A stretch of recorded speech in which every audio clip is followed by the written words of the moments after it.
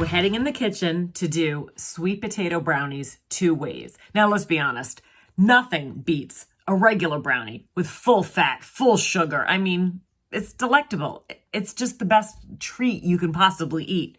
But with this sweet potato brownie, one version's even considered vegan. Both of them are gluten-free, and I don't feel so bad on eating either one of them. So let's head on into the kitchen. The food that I'm starting to show you now is maybe opportunities to add in some good nutrients into the food, maybe change your sugars up a little bit, and experiment because it's your kitchen. So that's what we're gonna do today. The sweet potatoes are cooled. I've cut them into squares to help cool them down. You can use your masher, you can use a fork, or you can put them in the food processor to make your puree.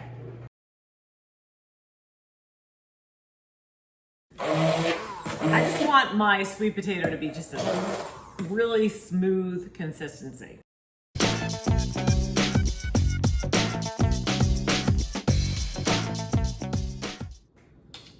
Yeah, that's more like it. That's gonna be fantastic. So I have 2 cups of sweet potato in this, and I had about, I'm gonna say 5 medium-sized sweet potatoes that I cooked.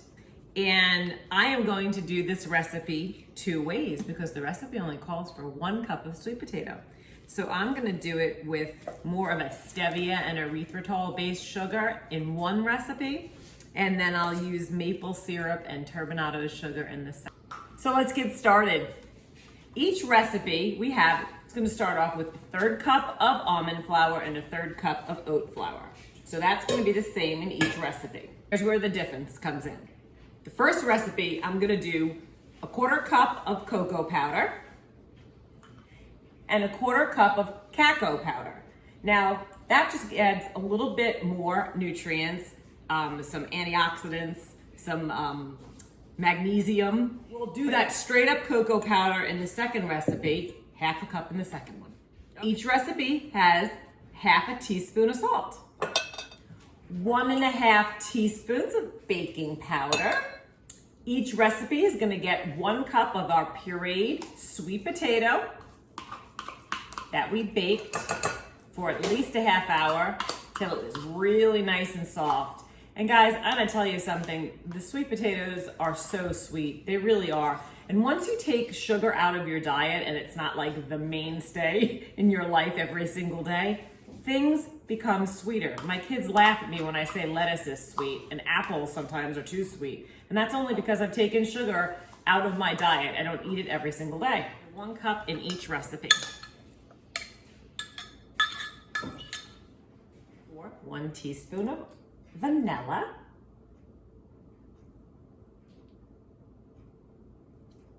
Next, we're gonna move into the almond butter.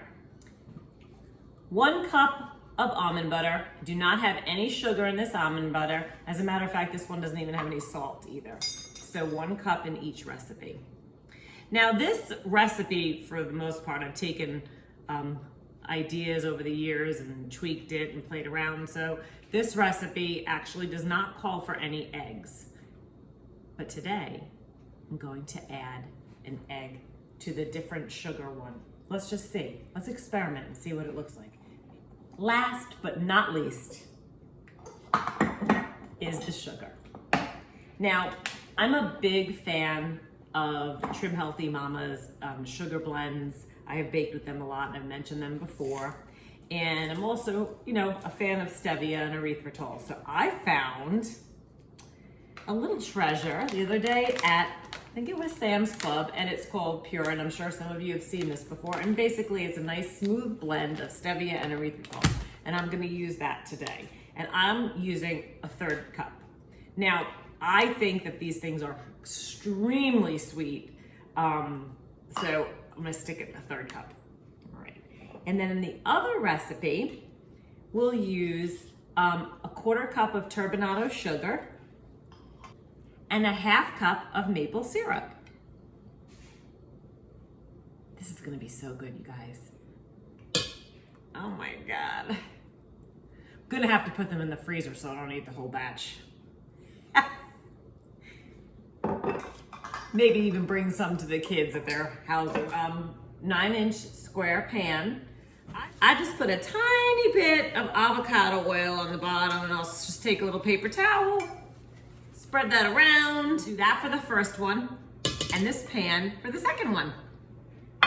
Let's get mixing.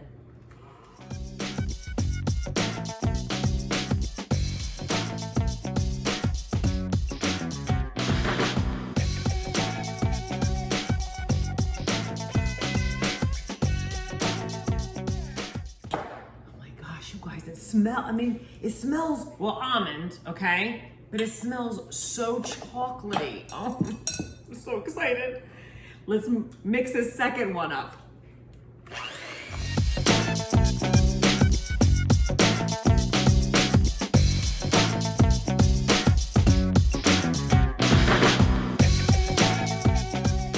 Look at that batter. It looks just like you did from the cake mix. And that with the almond flour and the maple syrup just makes it look like it came right out of a Betty Crocker cake box. I really wanna compare. I really wanna see the differences. And believe it or not, that's probably the one I'm gonna eat. The first one we did with the egg and the cacao and the erythritol. And this one's probably gonna be the one I bring to the kids. So I can't wait to see what they turn out like when I cook them. And taste them, yeah. So if you don't have these cheap gloves in your kitchen, I recommend you do so. I love them because then I can get all the nitty gritty off of my paddles and my mixer and all that, so I don't want to waste a drop. This is a beautiful looking brownie dough. I can do this with my hands. I'll take those gloves off and give it a little scrape with the spatula.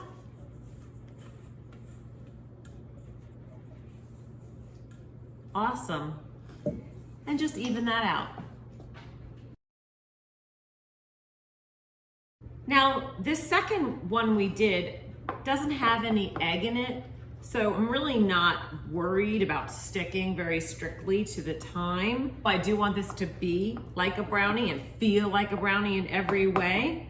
So I'm gonna feel really safe and comfortable in that 350 oven 30 minutes with this guy. Now my first recipe that I played around with and experimented with, like I said, is definitely a different batter, but I have a feeling I'm going to like it. Try to make them as even as possible. And these little ditties will cook the same amount of time as this tray, so we'll do both of these for 30 minutes.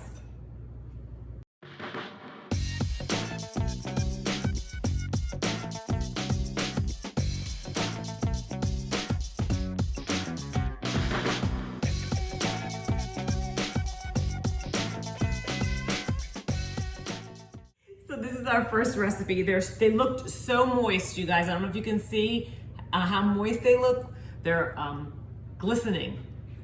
Those are our brownies with the stevia erythritol, 1 egg. Those are the little changes we made. This one is the one that we used the maple syrup and the turbinado sugar and half a cup of cocoa powder. I cannot wait. Let's get them in the oven for 30 minutes. Let's do a quick rundown. Maybe you'd like to try it. 1 tablespoon is the serving, so 1 tablespoon is 20 calories, 0 fat, 3 grams of carbohydrates, 2 grams of fiber, and 1 gram of protein. I like it because, you know, I always say this, I like to eat with a little bit of purpose. And when I'm doing sweets and desserts, I like to reduce my guilt and add a little bit of nutrients. Why not add an antioxidant, right? And as far as the alternative sugar that we used, this recipe is delicious. Now, if you're not used to or nor do you like stevia, this might not be the recipe for you. For me, it's spot on. What I would have done, and which I will do the next time I make it, is reduce this down to 25 minutes. It is a little drier than I probably would have liked, but yet it's still fantastic. It is cakey and delicious, and that cocoa powder with the cacao is just a cacao, however you want to say it, is fabulous. So this is definitely, I recommend this.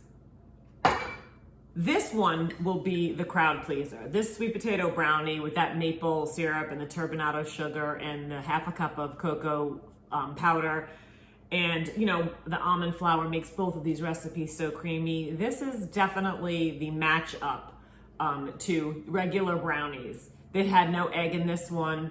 Of course, the carbohydrates are higher in this, but we're pretty equal in our protein, although the first batch had a little bit more protein since we added an egg with it. And I'm okay with that too, because again, that gives me just a little bit more protein in my little treat. So both of these are a hit, I would say. And let's be honest, guys, I made them, so of course I'm gonna have one of these as well. I hope you have fun experimenting, and I hope you really enjoy the sweet potato brownies. Well, you can't go wrong.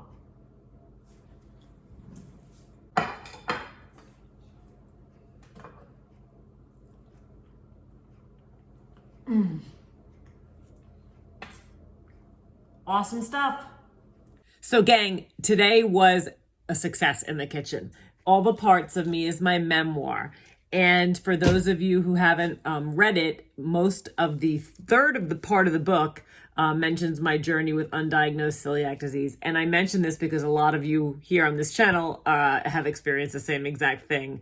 And the rest of the book is my healing journey. So if you need any help with that, or you know somebody that needs some help, please don't hesitate to reach out. If you haven't picked it up, of course, read it for a laugh, or maybe just to know that you weren't alone in your journey, because I'm there with you. All right. Have a great day and happy gluten-free baking.